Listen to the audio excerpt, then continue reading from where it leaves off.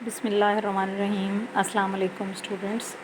ہمارا جو پچھلا لیکچر ہے وہ ابن خلدون کے حوالے سے تھا، اور اس میں ہم نے ابن خلدون کے تعلیمی تصورات کے اوپر بات کی تھی، اور اس میں ایک بہت ہی ڈیفرنٹ کانسیپٹ جو ہے وہ ہمارے سامنے آیا تھا کہ ابن خلدون یہ کہتے ہیں کہ سیکھنا جو ہے وہ انسانی فطرت ہے، اور انسان کو سیکھنے سے کبھی بھی جدا نہیں کیا جا سکتا۔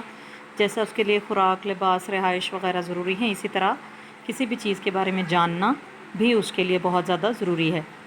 تو اس کے علاوہ ابن خلدون کے جو مقاصد تعلیم ہیں ان کے اوپر ہم نے بات کی تھی۔ اس میں بھی سب سے پہلا جو مقصد ہے وہ تعلیم کا، انہوں نے یہی بتایا کہ تعلیم کیوں حاصل کرنی ہے، کیونکہ یہ انسان کی طبعی ضرورت ہے، یعنی نیچرل انسٹنکٹ ہے، اس کی وجود کا حصہ ہے، اس کی گھٹی میں پڑا ہوا ہے، سیکھنا یا لرن کرنا یا کسی بھی چیز کے بارے میں جاننا۔ اس کے بعد انہوں نے کہا کہ اللہ تعالیٰ کی معرفت حاصل کرنے کے لیے تعلیم حاصل کرنی چاہیے۔ تخلیق و اجتہاد یعنی نئی نئی چیزوں کو سیکھنا، نئی چیزوں کے بارے میں جد و جہد کرنا، اس کے لیے تعلیم حاصل کی جائے۔ انسانی اقدار کی نشو و نما کے حوالے سے جو ہے وہ کہتے ہیں کہ یہ بھی ایک وجہ ہے یا مقصد ہے تعلیم کا، جس کی بنا پر ہمیں تعلیم حاصل کرنی چاہیے۔ غور و فکر کی صلاحیت کی نشو و نما، یعنی انسان جو ہے وہ تعلیم اس لیے حاصل کرے تاکہ وہ چیزوں کے حوالے سے غور و فکر کر سکے، اس کی صلاحیت بڑھ سکے، گرون اپ ہو سکے۔ اگر وہ تعلیم حاصل نہیں کرے گا تو غور و فکر کی صلاحیت جو ہے وہ نشو و نما نہیں پائے گی۔ اس کے بعد جو ہے وہ ہم نے 2-3 مین پوائنٹس نکالے تھے ان کے مقاصد میں سے۔ اس کے بعد ہم ان کے نصاب کی طرف آ گئے تھے، اور نصاب کے حوالے سے بھی ایک بڑی ڈیفرنٹ سی بات جو ہے وہ ہم نے یہ کی تھی کہ ابن خلدون کہتے ہیں کہ مادری زبان میں ابتدائی جو تعلیم ہے وہ دی جائے، اور بچے کی عمر کے مطابق جیسے جیسے وہ بڑا ہوتا جائے ویسے ویسے اس کو مختلف علوم سکھائے جائیں۔ اس کے بعد انہوں نے یہ کہا تھا کہ 2 طرح کے علوم ہونے چاہیے، طبعی یا عقلی، تقلیدی یا نقلی۔ وہ بھی میں نے آپ کو بتا دیا تھا کہ طبعی یا عقلی کون سے ہیں، یہ دنیاوی علوم ہیں، اور تقلیدی یا نقلی علوم جو ہیں یہ دینی علوم ہیں، جن میں ہم اپنی طرف سے کوئی تبدیلی نہیں کر سکتے۔ اس کے بعد جو ہے وہ طریقہ تدریس کی طرف آ گئے تھے ہم، اور اس میں سب سے پہلے جو ہے وہ ہم نے تدریج کا اصول دیکھا تھا کہ ابن خلدون جو ہیں وہ بچوں کو رفتہ رفتہ تعلیم دلانے کے حق میں ہیں، اور وہ کہتے ہیں کہ ان کی عمر کے مطابق جو ہے وہ سٹیپس بنائے جائیں، گریڈز بنائے جائیں، اور گریجولی ان کو تعلیم دی جائے۔ چھوٹی عمر میں کس طرح کی تعلیم ہو، پھر مڈل ایج جو ہوتی ہے اس میں کیسی ہونی چاہیے، اور اسی طرح جب وہ میچور ہو جائے تو کس طرح کی تعلیم اسے دی جائے۔ آج کا جو ہمارا مین لیکچر ہے وہ یہاں سے سٹارٹ ہو رہا ہے، ٹھیک ہے جی۔ پیچھے میں نے آپ کو پریویس نالج جو ہے وہ جسٹ دے دی ہے، اور آج جو ہے یہ ہم بحث و مناظرہ کی بات کریں گے کہ طریقہ تدریس میں ابن خلدون جو ہیں وہ یہ کہتے ہیں کہ بحث و مناظرہ یعنی ڈسکشن اور آپس میں جو بات چیت ہے اس کا طریقہ اختیار کیا جائے، کیونکہ یہ بات میں نے آپ کو پچھلے لیکچر میں بھی بتائی تھی کہ علامہ صاحب جو ہیں وہ رٹا بازی کے خلاف تھے۔ وہ کہتے تھے کہ رٹا بازی نہیں کرنی چاہیے، بلکہ سمجھ بوجھ کر غور و فکر کی صلاحیت پیدا کر کے جو ہے وہ بچے کے اندر جو ہے وہ ایسی ایبیلٹیز یا ایسے گٹس پیدا کیے جائیں کہ وہ زندگی کے مسائل کو حل کرنے کے قابل ہو جائے۔ اس کے علاوہ وہ یہ بھی کہتے ہیں کہ کلاس میں بحث و مناظرہ کا طریقہ اختیار کرنا چاہیے، اور وہ یہ سمجھتے تھے کہ طلبہ میں سوچنے سمجھنے کی صلاحیت جو ہے وہ اس طریقے سے پیدا ہوتی، کیونکہ اگر ایک ٹاپک دے دیا جائے بچے کو اور اسے کہا جائے کہ اس کے اوپر میٹیریل کلیکٹ کر کے لائیں، تو یقیناً وہ اپنی کوشش سے، اپنی ایفرٹ سے، ادھر ادھر سے ڈھونڈ ڈھانڈ کے وہ کچھ نہ کچھ لے آئیں گے۔ تو اس سے کیا ہوگا کہ سوچنے سمجھنے کی صلاحیت پیدا ہوگی، کسی سے پوچھیں گے، کسی سے کنسلٹ کریں گے، یا کوئی نیٹ سے دیکھیں گے یا کسی کتاب سے دیکھیں گے، تو اس طرح ان میں سوچنے سمجھنے کی صلاحیت پروان چڑھے گی، اور ساتھ ہی کیا ہوگا کہ اپنے مسائل کو بھی خود حل کرنے کے قابل ہو جائیں گے۔ اس کے بعد ہے جی حصول علم کے لیے سفر کی اہمیت۔ تو طریقہ تدریس کے حوالے سے یہ چیز بھی وہ کہتے ہیں کہ یہ بھی ایک میتھڈ ہے، پڑھنے کے لیے جو سفر کرنا ہے وہ بھی ایک میتھڈ ہے۔ تو ابن خلدون اس چیز کو بہت زیادہ اہمیت دیتے ہیں، کیونکہ اس دور میں ہم لوگ جانتے ہیں کہ اعلیٰ تعلیم کے حوالے سے جو دارالعلوم ہیں، یعنی بڑے بڑے ادارے جو ہیں وہ بہت زیادہ نہیں تھے، تو لوگ دور دراز جاتے تھے شہروں میں اور علم حاصل کرنے کے لیے۔ اکثر ہمارے پرانے اگر ٹی وی کے پلیز وغیرہ اٹھا کے دیکھ لیے جائیں، یا کوئی اس طرح کی کوئی پرانی فلم اگر ہمارے سامنے آ جائے، تو اس میں بھی ہمیں یہ نظر آتا ہے کہ اساتذہ کے لیے دور دراز جو ہے وہ اپنے علم کی پیاس بجھانے کے لیے لوگ جاتے ہوتے تھے، ٹھیک ہے جی۔ تو اعلیٰ علوم کے لیے سفر اختیار کرنا وہ بہت ضروری خیال کرتے ہیں، اور سفر کی اہمیت جو ہے اس کو بہت زیادہ مستحسن یعنی پسندیدہ خیال کرتے ہیں کہ سفر بہت زیادہ اہم ہے اور یہ ضرور کرنا چاہیے، کیونکہ صرف وہاں استاد کے پاس جا کر پڑھ لینا ہی پڑھائی نہیں ہوتی، بلکہ آپ جہاں جس راستے سے گزر رہے ہوتے ہیں، جہاں جہاں پہ جا رہے ہوتے ہیں، جن لوگوں سے مل رہے ہوتے ہیں، وہاں ان سے بھی آپ بہت کچھ لرن کرتے ہیں۔ وہ بھی آپ کی لرننگ ہے. تو ہر موڑ پر، ہر موقع پر، ہر مقام پر جو ہے وہ آپ کے لیے لرننگ کا کوئی نہ کوئی پہلو موجود ہوتا ہے. اس لیے سفر کرنا بہت اہم ہوتا ہے. ابھی بھی وہ بچیاں جو یعنی ہاسٹلز میں جا کر تعلیم حاصل کرتی ہیں، یا بچے ہیں اور اپنے ماسٹرز لیول پہ عموماً یونیورسٹیوں میں جا کر بچے ہاسٹلوں میں رہتے ہیں، تو وہاں پہ صرف وہ والی پڑھائی نہیں کرتے جو ان کو ٹیچرز پڑھا رہے ہوتے ہیں، بلکہ ہاسٹل ریزیڈنٹ ہونے کے ناطے وہ اور بھی بہت کچھ سیکھتے ہیں. تو یہی سکھانے کی غرض سے وہ کہتے ہیں کہ سفر جو ہے وہ ضرور کرنا چاہیے. اچھا، طریقہ تدریس یہاں پہ ان کے ختم ہو گئے ہیں. یہ جو ہے، یہ میں نے اسپیشلی اسی لیے ایرو لگایا ہے کہ یہاں پہ ایک نیا ٹاپک وہ شروع کر رہے ہیں، اور وہ یوں سمجھیں کہ ان ساری باتوں کا نچوڑ ہے، کنکلوژن ہے. وہ یہ کہتے ہیں کہ ایک وقت میں ایک فن پڑھایا جائے، اس میں پختگی کے بعد دوسرا فن شروع کیا جائے، طلباء سے نرم رویہ اختیار کیا جائے، سختی نہ کی جائے، اور شفقت اور ہمدردی کا برتاؤ کیا جائے. اب امام غزالی نے تو پھر بھی تھوڑا بہت سزا کے حوالے سے بات کی تھی، لیکن ابن خلدون یہ کہتے ہیں کہ سزا بچے کو بالکل بھی نہیں دینی چاہیے. اب کیا ہوتا ہے کہ سزا دینے سے وہ شرف انسانیت سے گر جاتے ہیں. علامہ صاحب رٹے کے بہت خلاف ہیں. وہ اس بات پر زور دیتے ہیں کہ سبق جو ہے وہ طلباء کے لیے سادہ اور عام فہم یعنی ایزی ٹو انڈرسٹینڈ جو ہے وہ ہونا چاہیے، اور جو ان کی ذہنی سطح کے مطابق ہو. سبق کو رٹنے کی بجائے سمجھ کر ذہن نشین کر لیں. رٹے بازی سے بچے کی ذہنی تربیت پر اچھا اثر نہیں پڑتا ہے. آگے ہم استاد اور شاگرد کے تعلقات کے حوالے سے بات کریں گے. تو اس میں وہ جو ان کی کتاب ہے المقدمہ، اس میں پورا ایک چیپٹر اس بات کے اوپر انہوں نے لکھا ہے کہ استاد اور شاگرد کے جو تعلقات ہیں وہ کیسے ہونے چاہیے. ٹھیک ہے جی. تو وہ یہ کہتے ہیں کہ استاد کو شاگردوں کے اوپر سختی نہیں کرنی چاہیے، ورنہ کیا ہوگا کہ وہ شرف انسانی سے گر جائیں گے، جھوٹ بولیں گے، سزا سے بچنے کے لیے چالاکی اور عیاری سے کام لیتے ہیں. یہ کوسچن میں نے پہلے بھی آپ کو بتایا تھا کہ جو ہے وہ سزا کے کیا مضر اثرات ہیں ابن خلدون کے نزدیک. تو یہ والا آنسر جو ہے وہ آپ اس میں دیں گے، یا ادھر اوپر پیچھے جو پچھلے لیکچر میں نے آپ کو بتایا تھا وہ اس کا جواب ہوگا.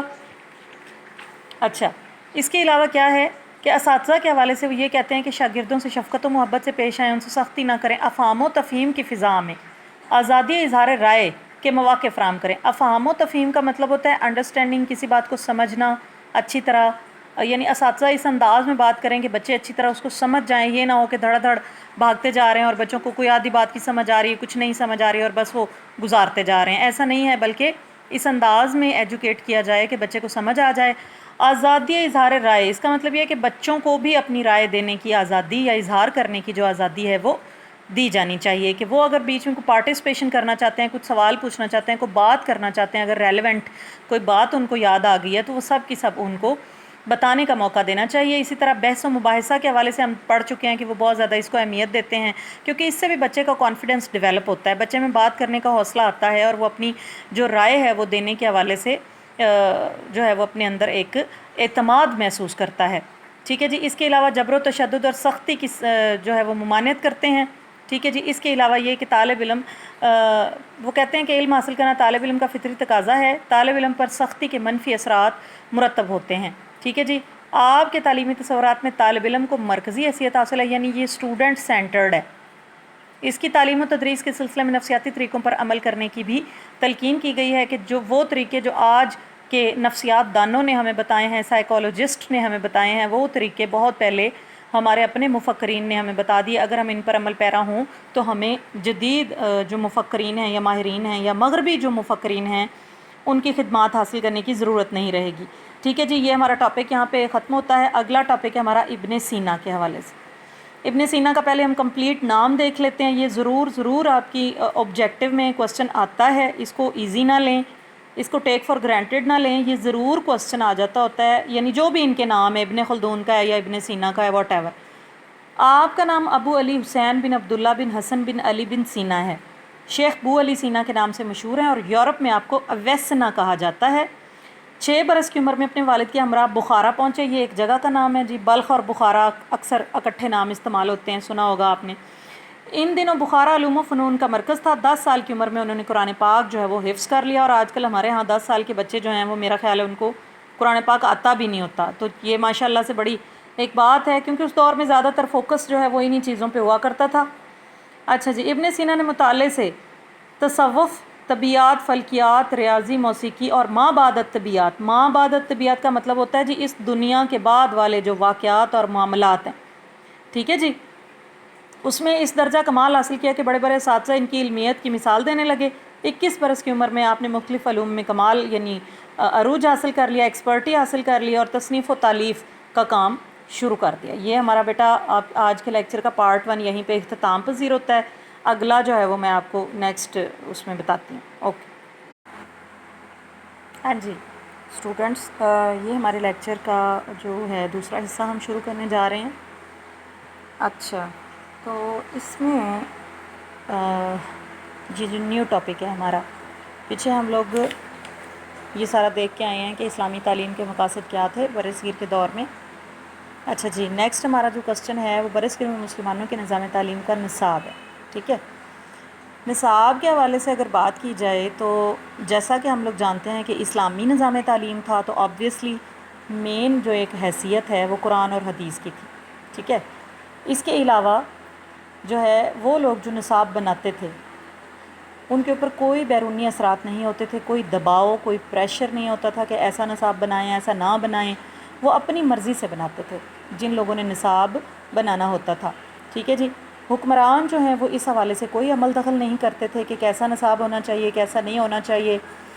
اس دور میں طلبہ کو دینی تعلیم کے ساتھ ساتھ دنیاوی تعلیم بھی دی جاتی تھی۔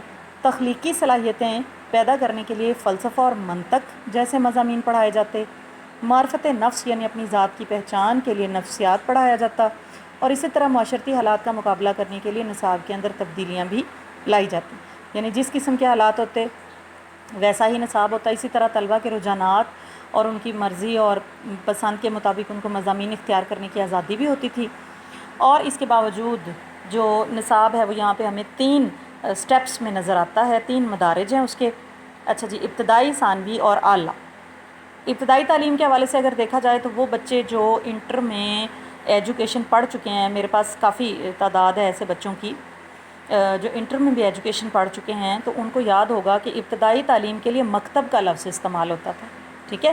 مکتب کے بعد مدارس کی جو ٹرم ہے وہ آ جاتی تھی۔ تو اس درجے میں کیا ہوتا تھا کہ لکھنا پڑھنا ناظرہ قرآن پاک، ناظرہ ہوتا ہے جی نظر سے نکلا ہے یعنی زبانی، وہ جس کو دیکھ کے پڑھا جائے۔ ابتدائی حساب اور خوش نویسی یعنی اچھی جو ہینڈ رائٹنگ ہوتی ہے اس کی تعلیم دی جاتی تھی۔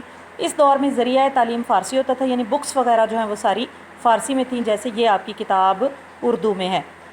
اچھا جی، اس درجے میں کیا ہوتا تھا کہ طلبہ لڑکے اور لڑکیاں اکٹھی تعلیم حاصل کرتے تھے، ساتھ ہی ساتھ ان کو فارسی کی 2 مشہور کتابیں ہیں پوئمز کی، گلستان اور بوستان، یہ نظموں کی کتابیں ہیں، ان میں بڑی اچھی میسج گیونگ اور انفارمیٹیو قسم کی پوئمز ہیں، تو یہ بچوں کو پڑھائی جاتی تھیں۔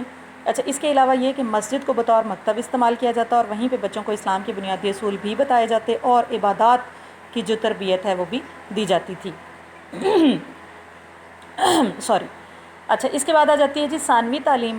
ثانوی تعلیم کے حوالے سے یہ کوشش کی جاتی تھی کہ کیونکہ فرد تھوڑا بڑا ہو جاتا ہے، تھوڑی ایج اس کی زیادہ ہو جاتی ہے، تو ایسے سبجیکٹس ہوں جو کہ دنیاوی معاملات کو سمجھنے میں اسے مدد دے سکیں، یعنی دنیاوی معاملات کو وہ اچھے طریقے سے ہینڈل کر سکے۔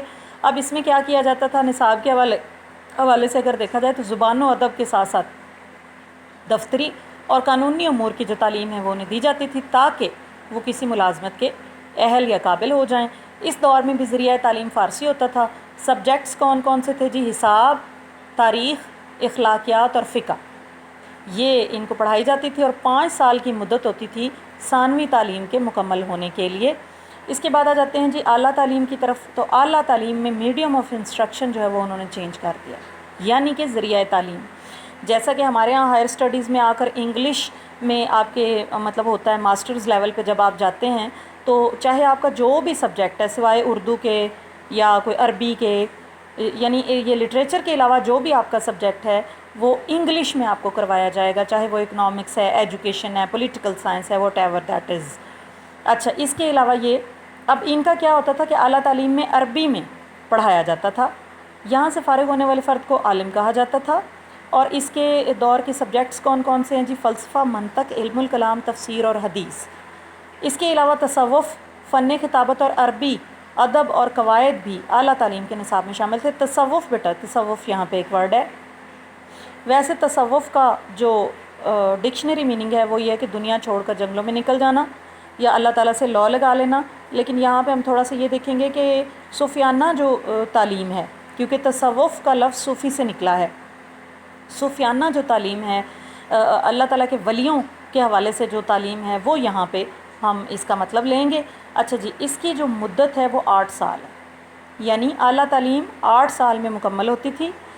یہاں سے جو شخص فارغ ہو جاتا تھا وہ قاضی یعنی جج کے منصب پر فائز ہو جاتا، اور کچھ لوگ ایسے بھی تھے جو کہ شعبہ تدریس سے منسلک ہو جاتے، یعنی اساتذہ بن جاتے، پڑھانے لگ جاتے، ٹیچرز بن جاتے.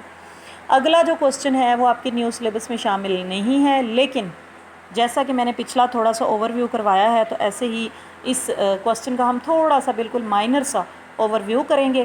یہ ہیں جی، برِ صغیر میں مسلمانوں کے دور میں تدریسی طریقے کون کون سے تھے، یعنی کن میتھڈز کے تحت بچوں کو پڑھایا جاتا تھا. تو اس میں ہمیں 4 یا 5 تدریسی طریقے نظر آتے ہیں. ایک ہے جی تقریری طریقہ یعنی لیکچر میتھڈ، کہ ٹیچر جو ہے وہ بچوں کے سامنے لیکچر دے رہا ہے، بچے ضروری معلومات کو نوٹ کر رہے ہیں، اور اس کے بعد at the end of the lecture وہ کیا کریں گے کہ اس سے سوال پوچھیں گے. اس میں یہ ہو جاتا ہے کہ ایک ہی وقت میں بہت سارے بچوں کو ڈیل کیا جا سکتا ہے. اچھا، طریقہ درسی کتاب، اس میں کیا ہوتا ہے کہ استاد کتاب کو سامنے رکھ کر وہاں سے ورڈ ٹو ورڈ جو ہے وہ پڑھتا ہے، ساتھ ساتھ مشکل الفاظ کے مطلب بھی بتا دیتا ہے، اور جو باتیں تشریح طلب ہوتی ہیں وہ بھی ان کو بتا دی جاتی ہیں. اس کے بعد جی غیر مطالعاتی طریقہ، غیر کا مطلب ہوتا ہے وسیع، یعنی بہت ڈیپلی کسی چیز کو پڑھنا اور بہت ڈیٹیل سے پڑھنا اور بہت زیادہ ڈھیر ساری انفارمیشن جو ہے وہ کسی ایک چیز کے بارے میں اکٹھی کرنا. اب اس میں کیا ہوتا تھا، یہ اسٹوڈنٹس کے پارٹ پہ ہوتا تھا، یہ مطالعہ بچے نے کرنا. جب اس نے ساری چیز کا مطالعہ کر لیا ہے تو پھر جہاں جہاں اس کو کوئی بات کی سمجھ نہیں آئی ہے، جہاں جہاں اس کو لگا کہ ابھی بھی کچھ اور نالج ہونا چاہیے، تو وہاں پہ وہ ٹیچر سے ڈسکس کرے گا، ادروائز وہ خود ہی سارا کام کرے گا. اس کے بعد آ جاتا ہے جی مباحثی طریقہ یعنی ڈسکشن میتھڈ. اس میں کیا ہوتا ہے کہ کسی ایک موضوع پر بچوں کے 2 گروپس بنا دیے جاتے ہیں، ڈسکشن ہوتی ہے، ٹھیک ہے جی، اور جو ہے وہ اس میں بچے ایک اس کی فیور میں ایک اس کے اگینسٹ بات کرتے ہیں، اور اس طرح سے کسی ایک نتیجے پر وہ پہنچ جاتے ہیں. اس کے بعد ہے جی معیدی طریقہ. تو معید جو ہے وہ مانیٹر کو کہا جاتا ہے. برِ صغیر میں یہ بھی ایک طریقہ رائج تھا کہ استاد کی ہیلپ کے لیے جو ہے وہ مانیٹر ہوتا تھا، اور وہ بہت سارے اساتذہ کے جو کام ہیں وہ سنبھال لیا کرتا تھا، اور ساتھ ہی ساتھ بچوں کو وہ جو ہے وہ اس کی سپرویژن بھی کرتا تھا، اور ساتھ ہی ساتھ اساتذہ کے جو کام ہیں وہ بھی انہوں نے کر لینے، لیکن زیادہ تر یہ کسی ایک لائق بچے کے ذمے یہ کام لگایا جاتا تھا. اچھا، اگلا ہمارا جو کوسچن ہے یہ سلیبس کے اندر موجود ہے، یہ ہے جی درسگاہوں کے حوالے سے. یعنی برِ صغیر میں مسلمانوں کے دور میں انتظامی اعتبار سے اگر دیکھا جائے تو درسگاہیں کتنی طرح کی تھیں، درسگاہوں کی کتنی اقسام ہیں، ٹھیک ہے جی. اب اس میں ہم دیکھیں گے کہ برِ صغیر مسلمان حکمرانوں نے محدود مالی وسائل کے باوجود ایک ایسا نظام قائم کیا تعلیم کے حوالے سے جو اپنے مقاصد کے حصول میں کافی حد تک کامیاب رہا. اور جیسا کہ پیچھے ہم نے ان کی ہسٹری دیکھی ہے تو سبھی حکمران ہی آلموسٹ جو ہے وہ اس حوالے سے کافی مخلص تھے، یعنی تعلیم کے لیے سب بہت عقیدت کا جو ایک درجہ ہے وہ رکھتے تھے، اور بہت محبت رکھتے تھے، اور اپنی طرف سے جتنا بھی ہو سکتا تھا تعلیم کے اوپر کام کرتے تھے. تو یہاں پہ ہم دیکھیں گے کہ یہ ٹوٹل جو ہیں وہ اس کی 4 سے 5 4 اقسام ہیں. سرکاری مدارس آگے ہیں جی ہمارے پاس، اس کے آگے ہیں مساجد بنیاد مدارس، ٹھیک ہے، آگے خانقاہوں اور مزارات سے ملحق ہیں، اور علماء کے ذاتی مدارس ہیں جی. ٹھیک ہو گیا. سرکاری مدارس سے ہم اس بات کو شروع کریں گے. تو یہ ہم نے پیچھے ہسٹری میں بھی دیکھا ہے کہ بڑے بڑے شہروں میں بادشاہوں نے ہر درجے کی تعلیم کے لیے مراکز قائم کیے ہوئے تھے، اور یہ ادارے جو ہیں وہ بادشاہوں کی سرپرستی میں چلتے، ان کے اخراجات وغیرہ بادشاہ ہی پورے کیا کرتے تھے. اور اس کے علاوہ اپنی مرضی سے اگر مقامی امراء یعنی امیر لوگ بھی اگر اس میں کچھ کرنا چاہتے تھے ڈونیشن وغیرہ تو وہ بھی کر لیتے تھے. ایون کہ حکومت نے اس کے لیے جاگیریں وقف کی ہوئی تھیں کہ کسی بھی ایک ادارے کو چلانے کے لیے کوئی جاگیر تھی جس کی آمدنی سے وہ مخصوص ادارہ جو ہے وہ چلتا تھا. اساتذہ وہاں پہ بڑے قابل تھے جو تدریسی فرائض سر انجام دیتے تھے. طلبہ جو ذہین اور غریب طلبہ تھے ان کو وظائف وغیرہ دیے جاتے تھے، اساتذہ کی تنخواہیں تھیں، اور بہت اچھے انداز میں یہ جو ایک سسٹم ہے یہ چلتا تھا. ٹھیک ہے جی. اب یہ سرکاری مدارس میں اگر ہم دیکھیں تو 6 مدارس جو ہیں وہ ہمارے سامنے آتے ہیں جن کی تفصیل ہمارے پاس موجود ہے. تو اس میں سب سے پہلے بات کریں گے جامعہ فیروز شاہی کی. فیروز شاہ تغلق جو ہے وہ علم سے بہت محبت رکھتا تھا، اس کو تعلیمی معاملات میں بہت دلچسپی تھی، علماء دانشوروں ادیبوں کا بہت قدردان تھا، اور علماء کی فلاح کے لیے اس نے وظائف بھی مقرر کیے ہوئے تھے. تقریباً 50 ادارے اس نے ایسے بنائے تھے جن میں سے جامعہ فیروز شاہی جو ہے وہ سب سے زیادہ مشہور تھا. دہلی کی تعلیمی تاریخ میں اس مدرسے کا نام احترام سے لیا جاتا ہے، اس نے خود اس کا سنگ بنیاد رکھا۔ یہ ایک اقامتی درسگاہ تھی، یعنی کہ یہاں پہ بچوں کو قیام بھی کروایا جاتا تھا۔ شاہی خاندان کے افراد بھی وہیں تعلیم حاصل کرتے تھے، مطلب وہ رنگ و نسل اور اس چیز کی کوئی برتری اور کمتری والا معاملہ نہیں تھا۔